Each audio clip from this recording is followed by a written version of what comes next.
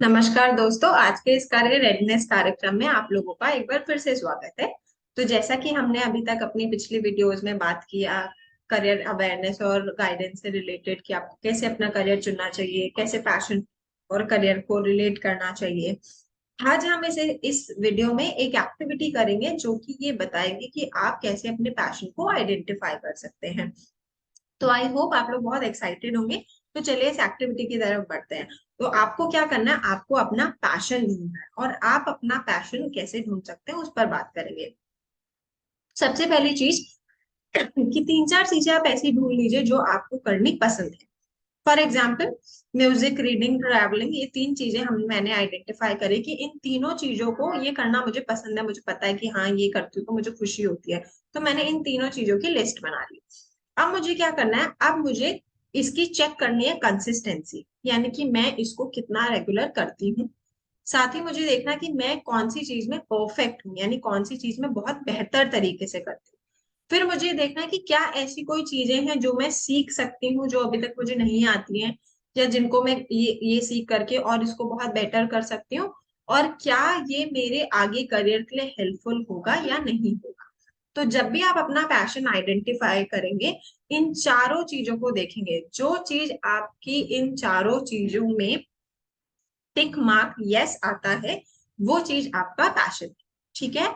तो for example मैं music करती हूँ, पर मैं music once in a while, महीने में एक बार, साल में एक बार कर लिया। उसमें मैं परफेक्ट तो बिल्कुल भी नहीं हूँ, बहुत ही बुरा म्यूजिक बजाती हूँ मैं।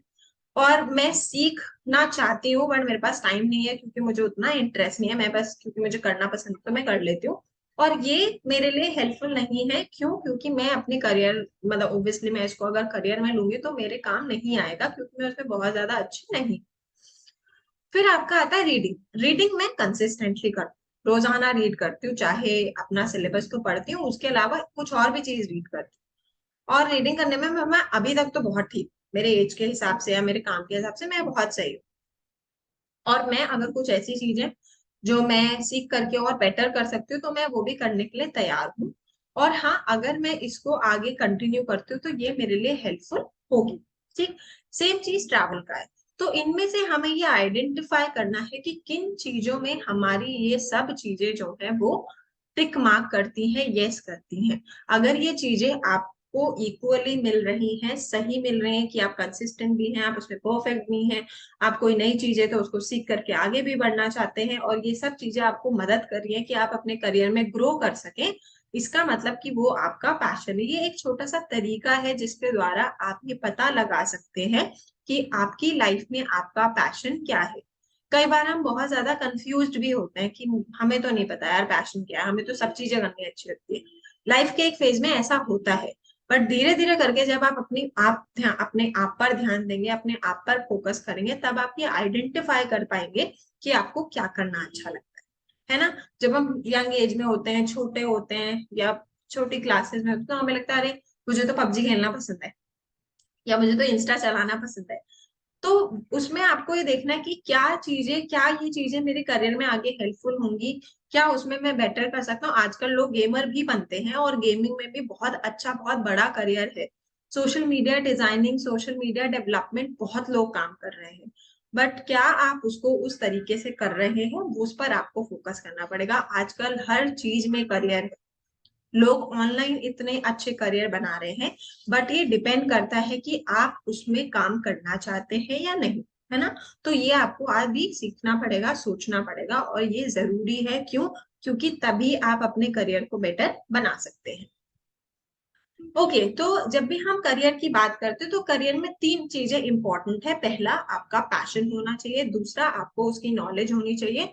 और तीसरा कि वो आपकी पर्सनालिटी होनी चाहिए। करियर से रिलेटेड जब भी हम बात करें तो पर्सनालिटी से ये कि आपके जो ट्रेट है, पर्सनालिटी ट्रेट, वो उससे मैच होनी चाहिए। फॉर एग्जाम्पल कि मुझे पब्लिक स्पीकर बनना है, बट मेरे को बोलना तो पसंद ही नहीं है, मैं तो बात ही नहीं करना चाहती किसी से, तो वो क्या है, वो मेरा मैचिंग करियर नहीं है। ऑब्वियसली वो मेरी पर्सनालिटी के साथ मैच करना चाहिए। ठीक है। या मुझे राइटिंग बहुत ज्यादा पसंद है ना, मेरी राइटिंग बहुत अच्छी है, उससे रिलेटेड मुझे नॉलेज भी और मेरा पैशन भी है, तो वो मेरा करियर बन सकता है। जब भी हम करियर की बात करेंगे, इन तीनों चीजों को अपनी लिस्ट में हमेशा रखें।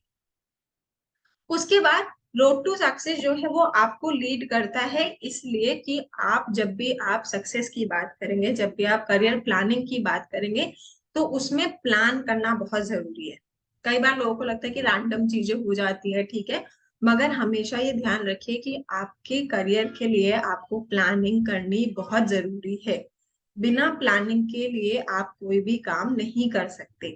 जैसे कि बेंजामिन फ्रैंकलिन ने कहा है कि if you fail to plan, इसका मतलब you are planning to fail. अगर आप प्लान नहीं कर पा रहे हैं, प्लान आपका नहीं बन पा रहा है, इसका मतलब कि आप फेल होने के लिए पूरी तरह से तैयार हो रहे हैं। तो जरूरी है कि अपने समय निकालें और अपने करियर के लिए प्लानिंग करें। अब प्लानिंग में हमें स्टार्ट कैसे करनी, कि हमें अपना माइलस्टोन फर्स्ट, यानी कि हमें पहला देखना है कि मेरी पहली अचीवमेंट क्या है, उसको सेट करना है कि सबसे पहले मैं ये करूंगी, उसके बाद मैं ये करूंगी, फिर ये करूंगी। तो हमें अपने माइलस्टोन्स डिसाइड करने हैं और फिर अपनी फाइनल डेस्टिनेशन तक पहुंचना है।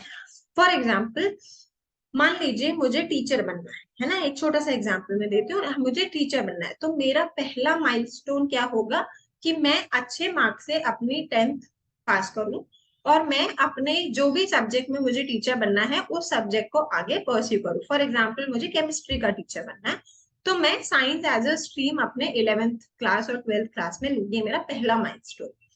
दूसरा, कि मैं अपना 12th पास करूं अच्छे मार्क्स से, और 12th पास करने के बाद अपनी ग्रेजुएशन में एडमिशन लूं जो कि उसी सब्जेक्ट से रिलेटेड है। फॉर एग्जाम्पल, केमिस्ट्री ऑनर्स मैंने लिया, क्यों? क्योंकि मुझे केमिस्ट्री का टीचर बनना है।